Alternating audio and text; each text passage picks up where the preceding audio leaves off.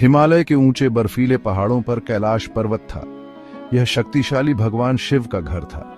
तीसरा नेत्र और जटाधारी शिव देखने लायक थे। वो संहारक, तपस्वी, गहरे ध्यान में लीन रहते थे। नीचे एक सुंदर राज्य में राजकुमारी पार्वती रहती थी। वो पर्वतराज हिमवान की बेटी थी।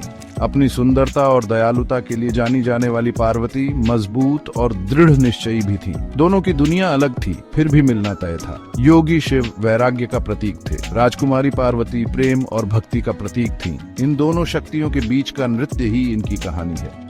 ये एक ऐसी कहानी है जिसने सदियों से दिलों को मोह लिया है। एक दिन पार्वती की नजर शिव पर पड़ी। वो ध्यान में थे, दुनिया से बेखबर। पार्वती को तुरंत उनसे जुड़ाव महसूस हुआ। वो अपने दिल में जानती थी कि यही वो हैं जिनसे वो शादी करेंगी। लेकिन शिव को मनाना आसान नहीं था। वो सांसारिक मामलों से दूर अपने ध्यान में मग्न रहते थे। पार्वती रुकी नहीं। उन्होंने शिव को प्रसन्न करने के लिए कठोर तपस्या करने का फैसला किया। उनकी तपस्या आसान नहीं थी। उन्होंने कठोर मौसम सहा और सभी सुखों का त्याग किया। फिर भी शिव ने उनकी परीक्षा ली। वो एक बूढ़े ऋषि के रूप में प्रकट हुए और उन्हें मना करने की कोशिश की। उन्होंने उनके इरादों और उनके प्यार की गहराई पर सवाल उठाए। पार्वती अडिग रहीं। हर परीक्षा में उनकी भक्ति कभी कम नहीं हुई। उन्होंने साबित कर दिया कि उनका प्यार शुद्ध, अटूट और निःस्वार्थ था। उन्होंने शिव को चुना था और वो डिगी नहीं। शिव ने उनकी अटूट भक्ति देखी।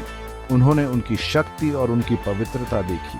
उन्होंने महसूस किया कि पार्वती कोई साधारण महिला नहीं थी। वो उनकी बराबरी की, उनकी शक्ति, उनकी स्त्री ऊर्जा थी। अंत में शिव मान गए।